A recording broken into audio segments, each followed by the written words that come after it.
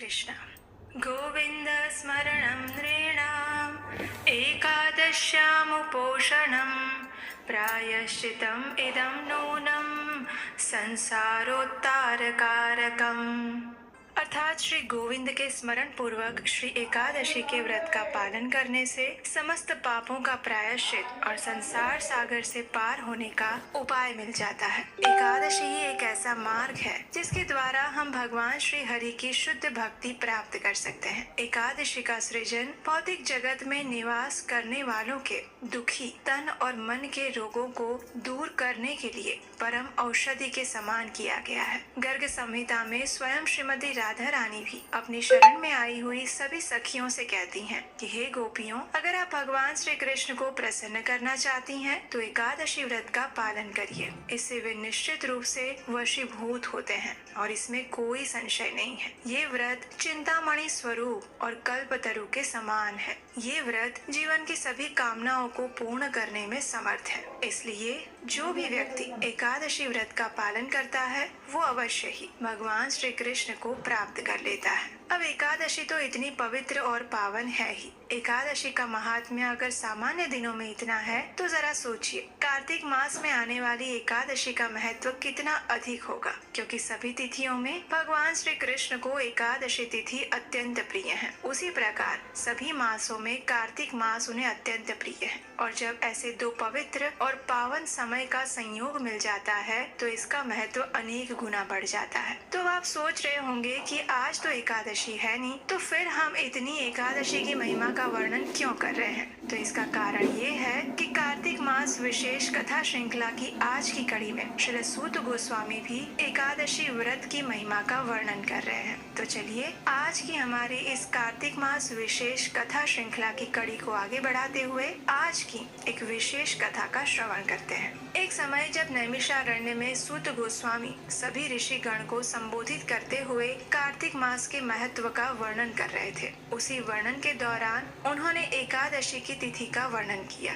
श्री सूत गोस्वामी ने कहा, हे ऋषिगण, अब मैं आपको एकादशी की महिमा बताता हूँ। एकादशी का व्रत मुक्ति का उत्तम उपाय है। भले ही एकादशी कृष्ण पक्ष की हो या फिर शुक्ल पक्ष की, लेकिन उस दिन में अन्न ग्रहण नहीं करना चाहिए। जो भी व्यक्ति एकादशी के दिन अन्न ग्रहण करता है वो अपने जीवन को नष्ट कर देता है, और वो भी अपने हाथों से स्वयं ही। एकादशी का व्रत करने वाले व्रती को चाहिए कि वो दशमी और द्वादशी तिथि को भी केवल एक ही समय भोजन करे। हे ऋषिगण, एक समय राजा पृथु ने जब देवर्षि नारद से एकादशी व्रत का महात्म्य जानने की इच्छा व्यक्त की थी तो नारद मुनि ने भी कुछ ऐसा ही कहा था। नारद मुनि ने कहा, हे राजन, गंगा के समान तीर्थ, विष्णु के समान देव, माता के समान गुरु, अन्न भक्षण न करने के समान तप और शांति के समान सुख, सत्य के समान ज्योति, ज्ञान से बड़ा लाभ, एकादशी के समान व्रत इस संसार में और कोई नहीं है। एकादशी का व्रत करने वाले व्यक्ति को चाहिए कि वो प्रातः जल्दी उठकर स्नान इत्यादि कार्य करने के बाद भगवान का पूजन इत्यादि करे, पौराणिक कथाएं सुने, रात्रि जागरण करे। और इस संदर्भ में अब मैं आपको एक प्राचीन कथा कहता हूँ, ध्यान पूर्वक सुनिए। हे राजन, नर्मदा नदी के तट पर गालव ऋषि का एक विशाल और सुंदर आश्रम था। ऋषि का पुत्र भद्रशील भगवान विष्णु का परम भक्त था। वो अपने मित्रों के संग में भगवान की प्रतिमा बनाकर पूजन किया करता था। पूजन के बाद वो मित्रों को उपदेश भी देता था कि वे भी एकादशी का उत्तम व्रत किया करें। अब अपने पुत्र के ऐसे सुंदर चरित्र को देखकर एक बार गालव ऋषि ने उससे प्रेम पूर्वक पूछा, हे पुत्र, तुम अपना अधिक से अधिक समय भगवान विष्णु का पूजन अर्चन करते रहते हो, दूसरों को भी ऐसा करने की प्रेरणा देते हो, ऐसा उपदेश तुम्हें किसने प्रदान किया है? ये सुनकर भद्रशील ने अपने पिता को नमस्कार किया और श्रद्धा पूर्वक कहने लगा, हे पिताश्री, मैं आपको मेरे पिछले जन्म का वृत्तांत कहता हूँ। पिछले जन्म में मैं चंद्रवंशी धर्म कीर्ति राजा था। मैंने दत्तात्रेय जी से शिक्षा और दीक्षा ग्रहण की थी। अपने उस जन्म में मैंने 1000 वर्ष तक शासन किया था, लेकिन अपने जीवन के उत्तरार्ध में दुर्भाग्य से मैं गलत लोगों की संगत में पड़ गया। वेद मार्ग को छोड़कर मैं पाखंड के मार्ग पर चला गया और मेरा प्रभाव मेरी प्रजा के ऊपर भी पड़ा। इसलिए प्रजा का आचरण भी अभद्र बन गया। वे दुष्कर्मों में लग गई और एक दिन मैं शिकार करने के लिए जंगल में गया हुआ था। उस दिन मैं भूखा और प्यासा इधर उधर भटक रहा था। भ्रमण करता हुआ मैं नर्मदा नदी के तट पर पहुंचा। संयोगवश उस दिन एकादशी तिथि थी। अनेक वैष्णव भक्त संकीर्तन और भजन कर रहे थे। मैं भी भूखा और प्यासा वहीं रहकर संकीर्तन सुनता रहा। भूख के कारण नींद नहीं आ रही थी, इसलिए संपूर्ण रात्रि मैंने जागरण किया और प्रातःकाल जैसे ही संकीर्तन समाप्त हुआ, मेरे भी इस शरीर के प्राण पखेरु उड़ गए। उस समय मुझे लेकर यमदूत चित्रगुप्त के पास पहुंचे। चित्रगुप्त ने कहा कि मैंने अनेक पाप किए हैं, लेकिन मेरे प्राण एकादशी व्रत के बाद निकले हैं, इसलिए मैं पापों से पूर्णतया मुक्त हो चुका हूँ। और इतना सुनते ही स्वयं यमराज ने मेरा अभिवादन किया। यमदूतों से कहा कि जिसके प्राण एकादशी व्रत करते हुए निकले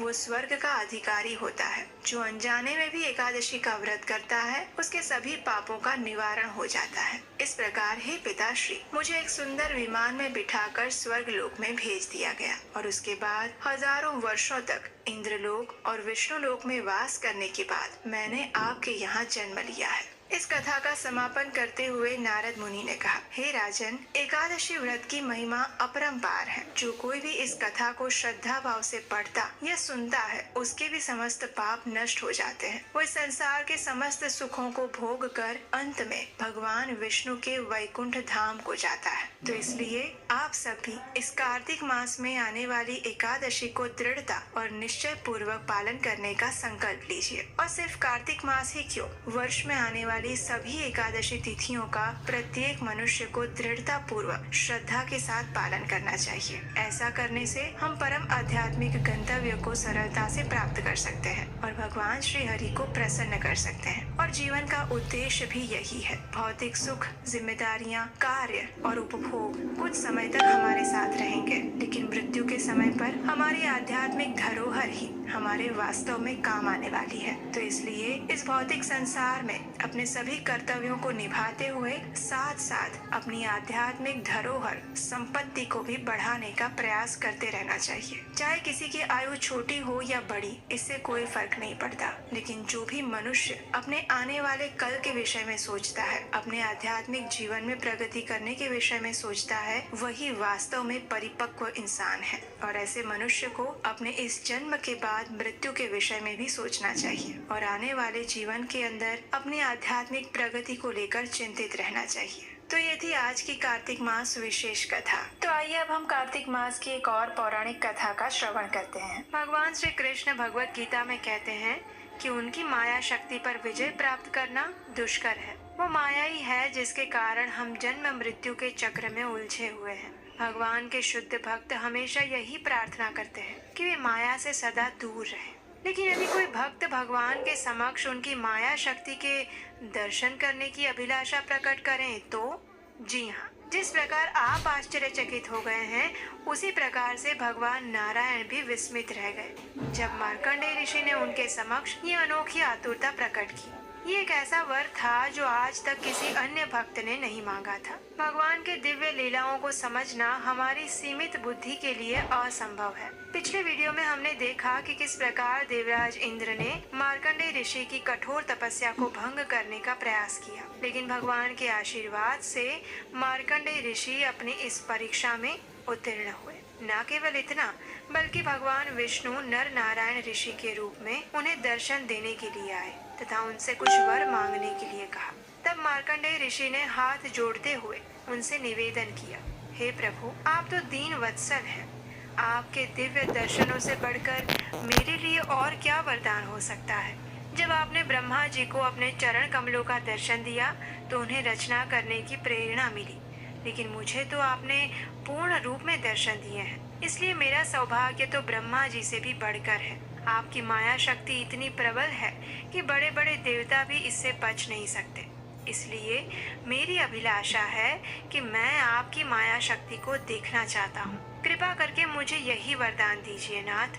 मार्कंडेय ऋषि की ऐसी मनोकामना सुनकर भगवान थोड़े उदास तो हुए, लेकिन फिर भी उन्होंने मार्कंडेय ऋषि को ये वरदान प्रदान किया। इसके पश्चात नर नारायण ऋषि बद्रिकाश्रम स्थित अपने आश्रम की ओर चल पड़े। इसके पश्चात जो दिव्य घटना हुई वो बहुत ही रोमांचक है। चलिए उसका श्रवण करते हैं। एक दिन मार्कंडेय ऋषि संध्या के समय पुष्पभद्रा नदी के तट पर बैठकर अपनी नित्य पूजा आराधना कर रहे थे। लेकिन ये क्या, देखते ही देखते तेज हवाएं चलने लगी। आकाश में घनघोर काले बादल छा गए। चारों दिशाओं से अशुभ ध्वनियां सुनाई देने लगी। अचानक तेज वर्षा होने लगी। बारिश का जल पृथ्वी को अपने भीतर समेटने लगा। समुद्र उफान पर था और उनमें भयानक समुद्री जानवर दृष्टिगोचर हो रहे थे। संपूर्ण ब्रह्मांड के निवासी हाहाकार करने लगे। समुद्र का जल बड़े बड़े पर्वतों को निगलते हुए पूरी पृथ्वी को डुबोने लगा। धरती के डूब जाने के पश्चात भी वर्षा नहीं रुकी और पूरा ब्रह्मांड जलमग्न हो गया। ब्रह्मांड के सारे प्राणी नष्ट हो गए। लेकिन मार्कंडेय ऋषि उस बाढ़ में गोते लगाते रहे जैसे कोई अंधा और गूंगा व्यक्ति हो। बिखरी जटाएं और भूख प्यास से पीड़ित होकर वे इतने थक गए थे कि उन्हें धरती और आकाश तक का होश नहीं रहा। जल में दैत्यों के समान प्राणी आपस में लड़ते झगड़ते हुए मार्कंडेय ऋषि को अत्यंत भयभीत कर रहे थे। रोग के कारण उनके शरीर में मृत्यु तुल्य पीड़ा होने लगी थी। इस असहाय स्थिति में मार्कंडेय ऋषि करोड़ों वर्षों तक डूबते और तैरते रहे। माया शक्ति ने उनका मन पूर्णतः अपनी गिरफ्त में जकड़ लिया था। भगवान की इस लीला में अब एक और अलौकिक मोड़ आया। तैरते हुए मार्कंडेय ऋषि ने देखा कि कुछ दूरी पर एक छोटा सा द्वीप है। वहाँ पर एक छोटा सा वट वृक्ष खड़ा था जो कि पुष्पों तथा फलों से सजा हुआ था। उसके उत्तरी पूर्व भाग की एक शाखा के एक पत्ते पर मार्कंडेय ऋषि ने कुछ ऐसा देखा जो कि इस प्रलय के समय में अकल्पनीय था। उस पत्ते पर एक नन्हा सा सुंदर शिशु लेटा हुआ था। श्यामल रंग वाले इस शिशु से ऐसी कांति निकल रही थी कि चारों ओर उजाला हो गया। उसके कंठ में शंख के समान 3 रेखाएं थी और वक्ष स्थल चौड़ा था। उसके मुख पर एक भीनी मुस्कान छाई थी और उसके होठों का सुर्ख रंग उसके मुखार विंद को भी लाल रंग से ओतप्रोत कर रहा था। उसके सुंदर केश सांस लेने मात्र से हिल रहे थे और उसके उदर की त्वचा पर पड़े हुए बलों के कारण नाभि स्पष्ट दिख नहीं रही थी। तभी उस शिशु ने अपने नन्हे हाथों से अपने एक पैर का अंगूठा पकड़ा और उसे चूसने लगा। चारों दिशाओं में छाए विनाश के बीच ये सुंदर सा बालक मार्कंडेय ऋषि की सारी थकावट को दूर कर रहा था। लेकिन आखिर ये बालक कौन था और इतनी प्रलय के बीच वहाँ क्या कर रहा था? ये जानने के लिए मार्कंडेय ऋषि रोमांचित होकर उस शिशु के निकट गए। लेकिन ये क्या, सहसा उस शिशु ने एक सांस भरी और देखते ही देखते मार्कंडेय ऋषि उसके उदर में इस प्रकार प्रवेश कर गए जैसे कोई मच्छर हो। उस शिशु के उदर में जाकर मार्कंडेय ऋषि ने जो देखा वो आश्चर्यजनक था। उन्होंने देखा कि उस शिशु के उदर में संपूर्ण ब्रह्मांड समाया था जो कि प्रलय से पूर्व की स्थिति में था। मार्कंडेय ऋषि ने वहाँ अनगिनत प्राणी, सृष्टि के मूल तत्व, उनके विभिन्न उत्पाद और काल को भी देखा। सब कुछ वास्तविक लग रहा था। यहाँ तक कि उन्होंने पुष्पभद्रा नदी पर स्थित अपना आश्रम भी देखा। इससे पहले कि मार्कंडेय ऋषि कुछ समझ पाते, उस शिशु ने अपनी सांस छोड़ी और मार्कंडेय ऋषि पुनः उसके मुख से बाहर आ गए और प्रलय सागर की लहरों में गोते लगाने लगे। वह वटवृक्ष तथा शिशु उन्हें पुनः दिखाई देने लगा। मुस्कुराता हुआ वो शिशु तिरछी नजर से मार्कंडेय ऋषि की ओर देख रहा था। ऋषि उस शिशु को आलिंगन करने के लिए दौड़े, लेकिन वह अदृश्य हो गया और साथ ही साथ वह वटवृक्ष तथा प्रलय का जल भी गायब हो गए। मार्कंडेय ऋषि पुनः अपने आश्रम में अपने आप को देखकर चकित रह गए। ऐसा लग रहा था मानो कुछ हुआ ही ना हो। वे समझ गए कि ये सब भगवान की माया शक्ति के कारण ही घटित हुआ था। भगवान नारायण ने उनकी इच्छा पूर्ण करने के लिए उन्हें ये सब दिखाया था। इसके उपरांत मार्कंडेय ऋषि ने अपना मन पूर्णतः भगवान के चरण कमलों में आश्रित कर दिया और ध्यान मग्न हो गए। तभी आकाश मार्ग से भगवान शिव वहां से गुजरे। उनके साथ देवी पार्वती, नंदी तथा अन्य गण भी थे। देवी पार्वती ने मार्कंडेय ऋषि को समाधिस्थ अवस्था में देखकर भगवान शिव से प्रार्थना की कि वे उन्हें कुछ वरदान दें। उनकी ये प्रार्थना सुनकर भगवान शिव तथा देवी पार्वती मार्कंडेय ऋषि से भेंट करने के लिए आए। तो क्या मार्कंडेय ऋषि ने भगवान शिव से भी कुछ विचित्र वरदान मांगा आखिर उनके बीच में कौन सा वार्तालाप हुआ, ये जानने के लिए आपको करनी होगी थोड़ी सी प्रतीक्षा हमारे अगले वीडियो आने तक की। अगर आपको आज की कथा अच्छी लगी है तो इस वीडियो को लाइक कीजिए, ये कथा अपने मित्रों और परिवार को शेयर कर दीजिए और इसी कथा श्रृंखला की आने वाली कड़ी को सुनने के लिए आपके अपने इस चैनल को याद से सब्सक्राइब कर लीजिए। अगर नहीं किया है तो आप हमारे व्हाट्सएप और टेलीग्राम ग्रुप से भी जुड़ सकते हैं, जहां पर इन सभी कथाओं का और अन्य व्रत और त्योहारों की हम जानकारी रेगुलर अपडेट्स के माध्यम से देते रहते हैं। इसका लिंक नीचे डिस्क्रिप्शन बॉक्स में दिया गया है। तो चलिए इस कार्तिक मास के पवित्र समय में भगवान को प्रिय ऐसे सारे आध्यात्मिक कार्य पूर्ण निष्ठा और श्रद्धा से करते हैं और परम भगवान श्री कृष्ण से यही प्रार्थना करते हैं कि वे हमें उनकी शुद्ध भक्तिमय सेवा करने का अधिकार प्रदान करें। तो आइए अब हम इस पवित्र कार्तिक मास में तुलसी देवी की आरती करते हैं। प्रतिदिन तुलसी देवी की पूजा करते हुए इस तुलसी आरती का स्तवन, पठन और श्रवण करना चाहिए। तो आइए अब हम उसी तुलसी आरती का श्रवण करते हैं। नमो नमः तुलसी कृष्ण प्रेयसी,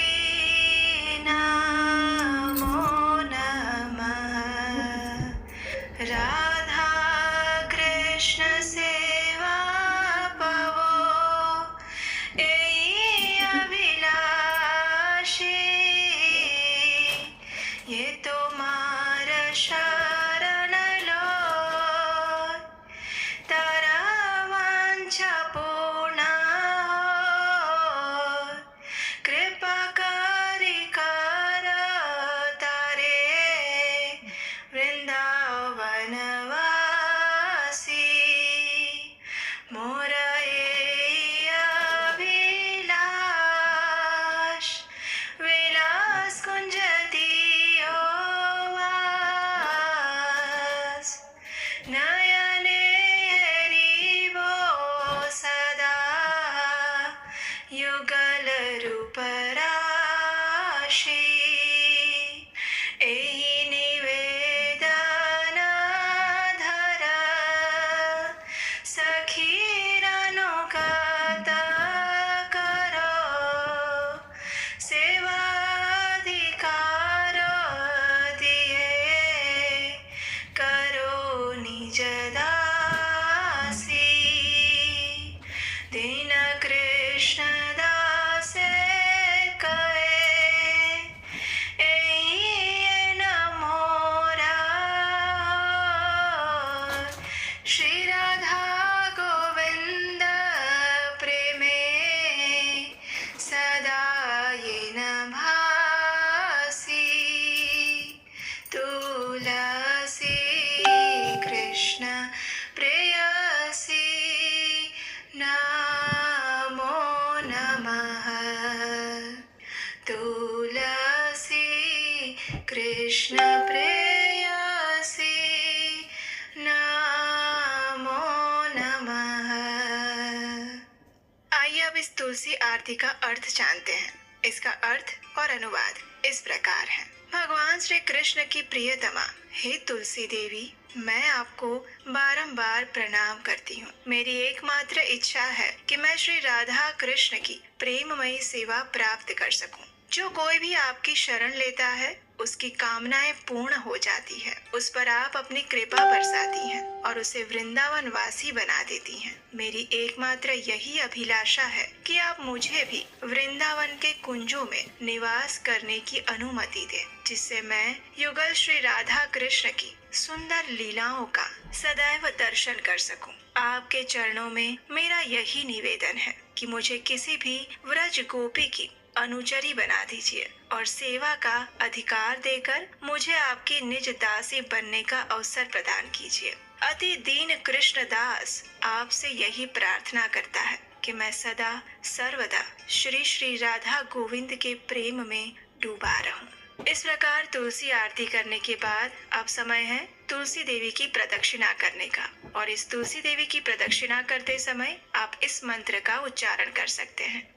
यानि कानि च पापानि ब्रह्महत्यादिकानि च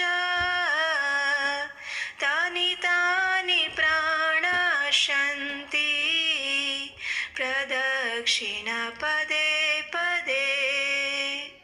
इसका अर्थ ये होता है कि जो भी व्यक्ति तुलसी महारानी की प्रदक्षिणा करता है तो उस प्रदक्षिणा के दौरान पद पद पर उसके समस्त ब्रह्म हत्यादि जैसे बड़े बड़े पापों का भी नाश हो जाता है। तो इस प्रकार इस कार्तिक मास में आप तुलसी पूजन और प्रदक्षिणा कर सकते हैं। हरे कृष्णा।